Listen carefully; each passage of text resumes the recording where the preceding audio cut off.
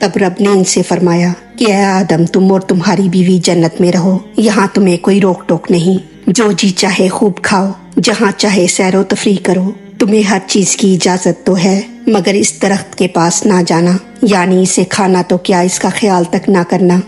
आऊज़ु बिल्लाहि मिनश शैतानिर रजीम, बिस्मिल्लाहिर रहमानिर रहीम। वकुलना, कहा हमने, यानी कहा अल्लाह ताला ने। जब शैतान मरदूद हो चुका तो इसको फरिश्तों की जमात से निकाल दिया गया और जन्नत वगैरह आला मुकामात से भी निकाल दिया गया। और इसके बाद आदम अलैहिस्सलाम को हुक्म दिया गया, या आदम उस्कुन, आदम अलैहिस्सलाम तुम रहो, अंता तुम, वज़ौजुकल जन्नता, और तुम्हारी बीवी जन्नत में।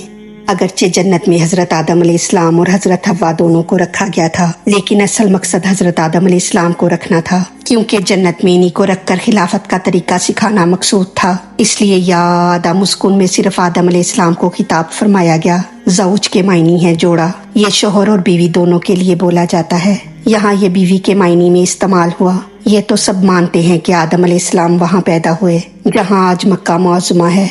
आप अपनी पैदाइश के बाद जमीन पर तन्हा फिरते थे और हर जानदार को अपना गैर जिन्स देखकर घबराते थे, और आप तमन्ना करते थे कि काश कोई मेरा हम जिन्स होता जिनसे मुझे उन्स हासिल होता।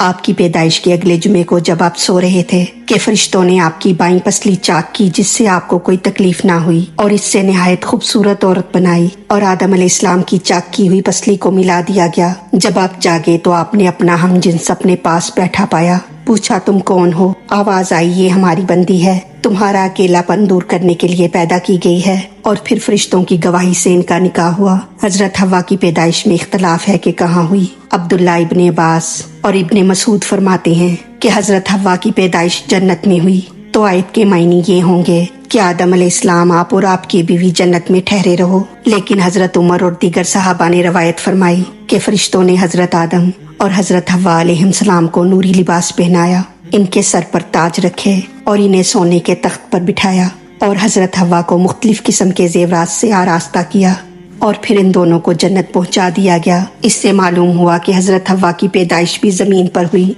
अब आयत के मायने होंगे कि आप और आपकी बीवी जन्नत में जाकर रहो। तमाम मुफस्सिरीन का इत्तफाक है कि यहाँ जन्नत से वही जन्नत मुराद है जिसमें नेकोकार सवाब के लिए जाएंगे। बाकुला, और तुम दोनों खाओ, मिन्हा, इसमें से, क्योंकि सिर्फ जन्नत देखने से पूरा तजर्बा नहीं हो सकता, इसलिए इन दोनों को आम नेमतें खाने की आम इजाजत दी गई, ताकि जन्नत में खाकर वो दुनियावी नेमतों का खाना सीख जाएं। रागादन इत्मीनान से या सैर होकर। रागादन से मालूम हुआ कि इनको जन्नती नेमतें खाने में कोई रोक टोक ना थी, जब चाहें और जो चाहें और जितना चाहें खाएं। ना तो वहाँ नेमतों के खत्म होने का खतरा था और ना ही बदहजमी का। नीस किसी चीज के सिर्फ चख लेने से उसकी खासियतें और नफा नुकसान पूरे पूरे मालूम नहीं होते। हैसू, जहाँ से शे तुम चाहो, ये फरमाकर उनको जन्नत में हर जगह जाने की इजाजत दे दी गई, क्योंकि जन्नत के हर तबके की आबो हवा मुख्तलिफ थी और हर जगह के मकानात, हवेलियाँ और महल मुख्तलिफ और रंग बिरंगे थे। इसलिए उनको हर जगह की चीजें देखने का मौका दिया गया, ताकि इसकी मिसल वो और उनकी औलाद दुनिया को आबाद करें और जन्नत का नमूना उनके ख्याल में बैठा हुआ हो, जो वो दुनिया में जाहिर करें, ताकि दुनिया आखरत का नमूना बने। वला, और ना तकरबा, करीब जाना, हाज़िह शजरता, इस दरख्त के, क्योंकि दुनिया में आदम अलैहिस्सलाम और उनकी औलाद पर अल्लाह के हिकाम जारी होने वाले थे और दुनिया की बास चीजों से इनको रोका जाने वाला था। लिहाजा इनके नफ्स को पाबंदी का आदी बनाने के लिए जन्नत में भी इन्हें बास चीजों से रोक दिया गया और फरमा दिया गया कि ऐ आदम और हव्वा, तुम जन्नत में जो चाहो खाओ, लेकिन इस दरख्त के करीब ना जाना, यानी ना इसे खाना और ना उधर जाना। मालूम होता है कि कोई खास दरख्त दिखाकर इनको ये फरमाया गया था। इसमें चंद रवायतें हैं। एक ये कि ये दरख्त गेहूं का था, दूसरे ये कि अंगूर का था, और तीसरे ये कि अंजीर का था। फाताकूना, फिर तुम हो जाओगे मिनज़्ज़ालिमीन, जालिमों में से। ये भी फरमा दिया गया कि अगर तुमने इस हुक्म के खिलाफ किया तो तुम जालिमों यानी खताकारों में से हो जाओगे, क्योंकि मालिक की इजाजत के बगैर उसकी कोई चीज इस्तेमाल करना जुल्म है और इस तरह करना अपनी जात पर जुल्म करना है। अब इस आयत का खुलासा इस तरह है कि आदम अलैहिस्सलाम को जमीन पर रहने और इस पर हुकूमत करने के लिए पैदा किया गया था। ये जो कुछ अब तक हुआ था इनकी खिलाफत का ही पेश खैमा था।